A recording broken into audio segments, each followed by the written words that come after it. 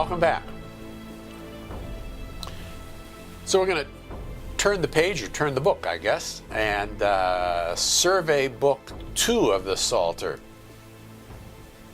And as we begin doing that, I want you to think back on the times when we've been reminded in the text that the faith community is always just one generation away from paganism. Remember our discussion of the Shema in Deuteronomy 6 and its theological claim that there's only ever one God, and that's Yahweh. It's affectionate invitation that we're invited to love Him back because He first loved us. And then it's missional thrust. You see, as the family observes my loving God back 24/7, it provides oodles of opportunities at teachable moments to share why I made that choice, why I performed that service, why I didn't push back under that duress. And then its practical application. God's instructions to an already called, already redeemed people aren't empty words to be recited rote on special occasions. They're meant to influence how a believer thinks, what a believer does, how a believer relates to family and society.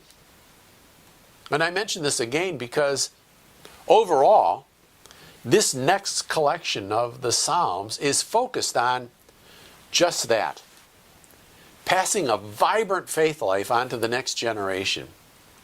You see, real worship is neither mindless routine nor accidental.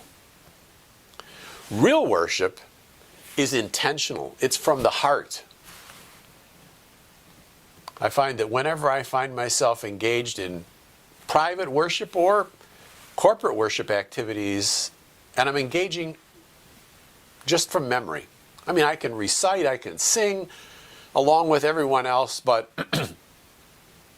I know my heart and my mind is somewhere else. Then I realize I'm just blowing bubbles. See, when I show up to corporate worship just because it's time to be there, I need to kick myself and ask, what am I doing here? I think it makes an incredible difference when I make the conscious decision beforehand that I'm coming to congregational worship or small group worship or even private worship with the prior intention to meet with God, to hear from Him, with the intent ahead of time of responding to God. God, whatever you say, the answer is yes. So, yes, the Apostles' Creed and good hymnody needs to be handed down from generation to generation. It seems that the last 4 or 5 decades of praise courses maybe fall a little bit short here, both in terms of content and in terms of memorability, but those are teaching tools, but they're not meant just strictly to be performed. They're meant as prayers, as testimony, as confessions, and they're meant to be lived out. Well, in Book 2, that's Psalm 42 to 72, more of David's Psalms, along with others like the Psalms of Korah and Asaph and Solomon, provide models for worship and ways of cultivating one's covenant relationship with God. You see, to worship God is to desire Him ardently, like a deer in this arid land pants for streams of water. Psalm 42:1. You see, to worship God in spirit and in truth is to be cultivating that prior intention I talked about responding to God's light and God's truth. 43:3. And as the next generation sees a plausible faith life in the day-to-day walk of their forebears and hears them recount the myriad ways that Emmanuel had been there for their parents and grandparents, Psalm 44, 1-3, then they too will appropriate this faith. Psalm 44, verses 4 and following. This needs to happen in good times, Psalm 45, a royal wedding, and in bad times. Psalm 46, a disaster. Psalm 47, conflict. And they will experience God's rest in the city of God, 48 and 49, as they worship in spirit and in truth, Psalm 50. So that brings us to Psalm 51. Psalm 51 through 68, mostly Davidic psalms, and they develop this Deuteronomy 6 theme of transgenerational discipling. It reminds the worshiper that God's not interested in more goats per se, but that the sacrifices of God are a broken spirit, a broken and a contrite heart. 51:17. So, given David's calling and his anointing, his being characterized by God himself as a man after my own heart, none of this, or all of it together, lets David sweep sin under the rug. I think David's prayer serves as a model that teaches subsequent generations about the terrible cost of sin and just the extravagance of God's amazing grace and peace and forgiveness. Psalm 52:1 starts out, why do you boast of evil, O mighty man? The steadfast love of God endures all the day.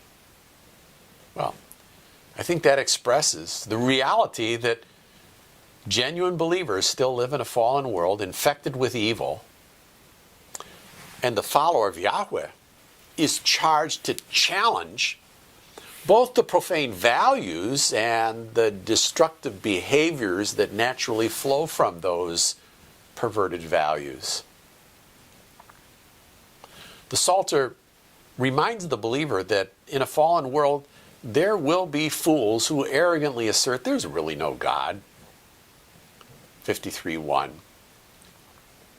So, for the previous generations and for the younger generations coming up, the faith life, rich and rewarding as it is not easy. It's not a walk in the park. But the witness of the Psalms is that even when life gets hard, even painful, and serving the Lord gets messy, the believer's reminded in Psalm 54-64 that they can cast all their cares on Emmanuel. Look at 55:22. My helper, the upholder of my life. 54:4 and 5.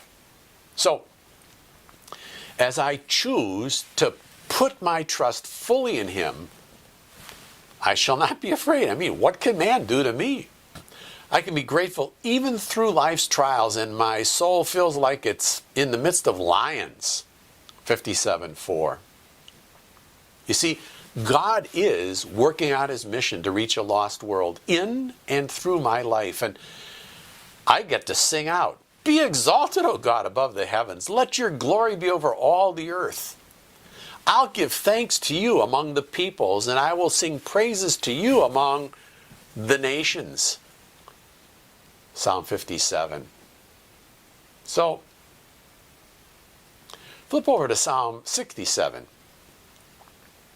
You see, from the perspective of God's promised covenant with Abraham and David, the missional believer prays, "May God be gracious to us and bless us and make His face to shine upon us, Selah." Well, just so we can live happily ever after? No, look at the next verse, verse 2.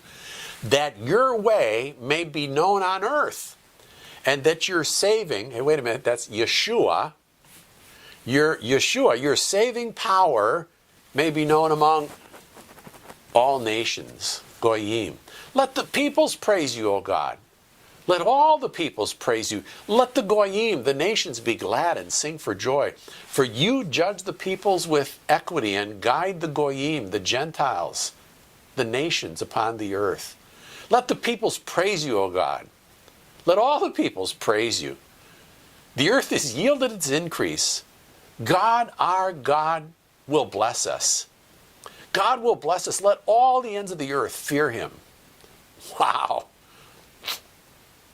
You see, the believer realizes that present circumstances notwithstanding, in the end, God's victorious. And Book 2 ends with a royal psalm. David's prayer for Solomon is the next in line through whom the righteous ruler will come. Think about it. We'll see in a bit.